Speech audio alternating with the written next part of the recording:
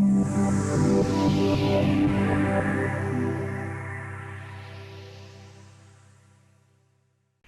everyone, I'm Chief Meteorologist Jordan Frazier here with Warning Coordination Meteorologist Amber Lujan from the National Weather Service. Great to have you in here once again, Amber. It's that time of year where we're going back to Skywarn sessions. One thing that took me for a little bit of a surprise, granted I've only been in Midland for a little over a year now, is that all the locations are a little bit different across the region. Can you explain a little bit about that? Yeah, first of all, thanks for having me again this year to talk about Skywarn. Severe weather is very near and dear to my heart. And so, you know, with severe weather knocking at the door, this is a great time to remind people that severe weather is impactful and that we should prepare for it every year. And so with that, yeah, so the schedule is different this year because we wanted to be able to give every location an opportunity to host a Skywarn. And visiting all of our 26 counties was a little much for us. So we decided to pair some locations up and visit them every other year. So it makes it a little bit easier. We can focus on those areas when we get there. And it just makes it a whole lot easier on everyone for scheduling and being able to spend time with those communities. Absolutely. Could you go into like a quick explanation of what exactly Skywarn is? Why should people care about this? I understand it's a free event that anyone can attend, but what is the significance of it? What are you hoping to teach everyone at these meetings? Yeah, it's free and kids are welcome to come too. We have kids attend all the time. And so I encourage people to also bring their kids to learn about severe weather. But basically, Skywarn it started with training storm spotters. And it was this group of people all across the United States that wanted to get trained to be able to spot severe weather and report to us. Because we all know that radar is a great tool for monitoring severe weather, but it has its limitations, right? And sometimes we can't see the lower levels of a thunderstorm, and that's where like a tornado would develop. And so we really depended on our storm spotters to be able to spot the lower level features and give us a call, let us know what they're seeing so we could get out warnings in a timely manner. Well, Skywarn has since expanded a little bit, and we try to involve a little more of the community, a lot more of the community. Yeah, and so, we really want to be able to reach more than storm spotters. So we encourage everybody to come.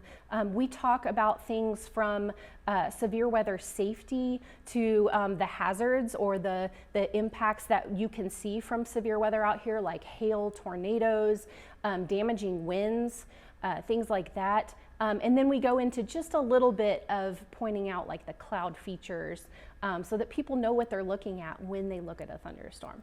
No, that makes a lot of sense. And I remember attending a lot of these meetings last year. Something I think would help out to just the average person that might not know a lot about weather is you break down all of the different reasons as to why you send out a specific warning where, severe thunderstorm warning, what does that entail? What does that mean? Does that mean, hail, the wind, I think it's a little breezy outside. Is that enough for, some type of a watch, some type of a warning? And I believe now too, I got an email from you just the other day, we're changing up new warnings for the summertime too. I'm assuming you're probably going to be going over just maybe a little bit of that, although that's not necessarily severe weather, although severe weather could be anything from extreme colds like we had just last week to the extreme heat that we see every summer. And then the in-between months, that's when people need to start paying attention and watching not just the warnings that you guys could put out, but also just any kind of source whatsoever. Right, and when you talk about warnings, a lot of times, there's so many things that we issue: severe thunderstorm warnings, tornado warnings, and they each have a meaning, right? So severe thunderstorm warning is for hail greater than 2 inches or wind in excess of 58 miles an hour.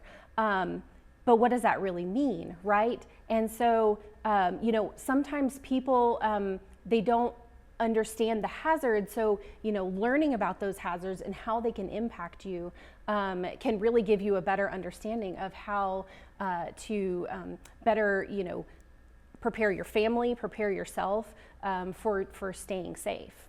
Absolutely. One of the things I've noticed is so many people don't realize the impact of hail, especially until you go outside and you see your car and broken windshields and this and that. So I've done a couple meetings with different schools, and I show children, like, here is a golf ball, and let's see, what could this golf ball essentially do if it fell on you or your car?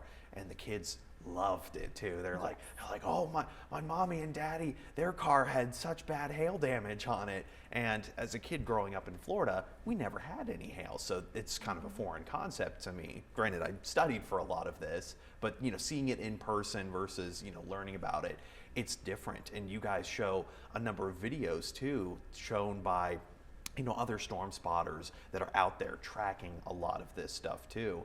And it helps out a lot in the warnings that you guys issue, where it doesn't just say, oh, it's radar indicated, but it's like, no, there is someone on the ground there that actually sees what's going on. And that's huge, especially for us in news. If someone is out there, where we get through the National Weather Service chat, emergency management, or people on the ham radio saying, hey, this road is flooded. That's one of the biggest impacts out here, is just how quickly the roads flood during severe events. Yep, exactly. And that's exactly why we would love for the community members to come out and learn about the hazards that can impact them being in West Texas, and better learning how to, again, keep their families safe, keep themselves safe when severe weather is right around the corner. Right, and it's great that we have this great partnership with the National Weather Service and media, where we work together. We're always trying to get out the quickest warnings possible. We're trying to constantly keep people not necessarily on their toes, but informed in the best way possible. The one thing I always like to do is I say, prepare for the worst, but don't expect the worst. And that's just such a huge concept too for a lot of people, where it's like, oh, you were wrong, you might have been. I'm like, you know what, I'd rather be wrong and have you be ready for the worst than not see something like that.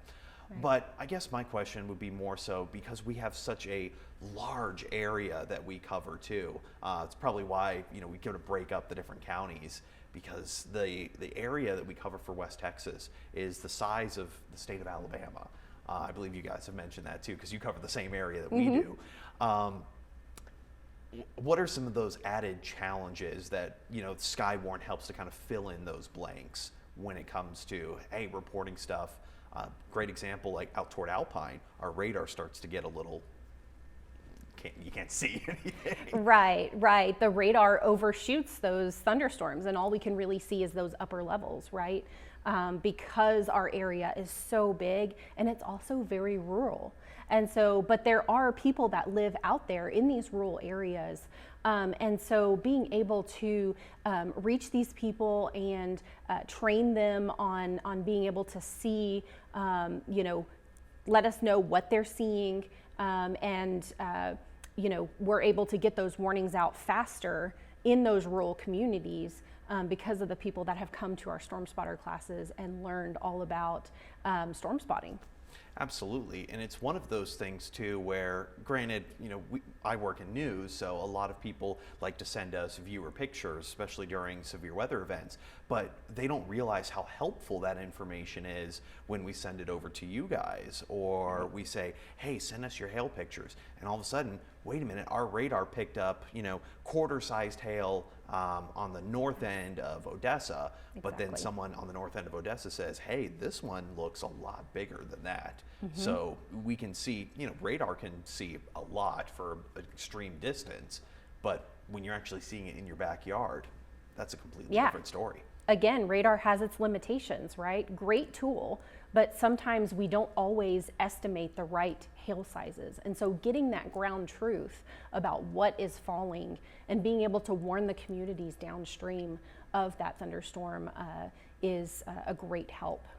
Absolutely. Now, what would you suggest to someone who, let's say they might not be able to make it out to any of the in-person meetings. I believe there's a couple of virtual ones, if I'm not mistaken, correct? Yes, there will be 2 virtual classes that are scheduled later in April. The first one will be a basic class. It'll cover the basic information on storm spotting, thunderstorm safety, things like that. And then the second one in the later weeks of April is actually going to be an advanced course. And so it's going to be about an hour.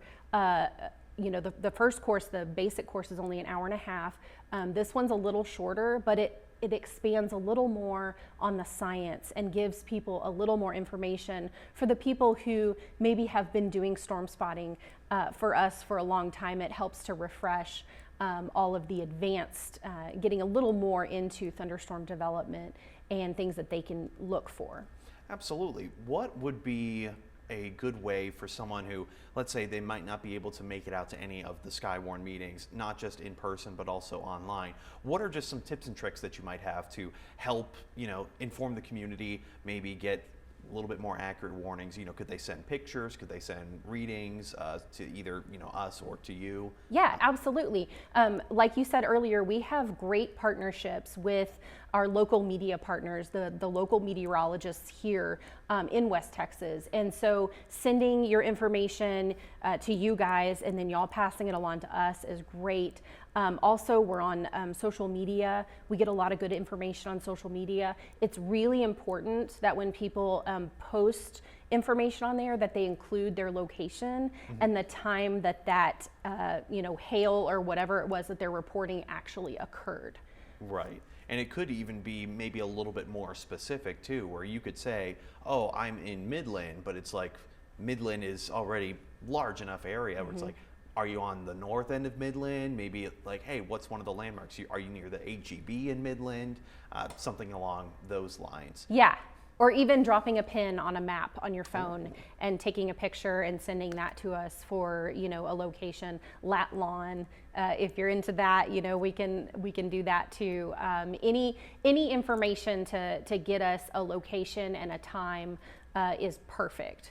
Another thing that people can do if they can't catch any of the in-person or the virtual live presentations, we also have an online course that they can take anytime. Okay. And so I can get you that information that you can post for the viewers as well. Absolutely. And kind of a little bit off topic, but our morning show, we cover both San Angelo and Abilene.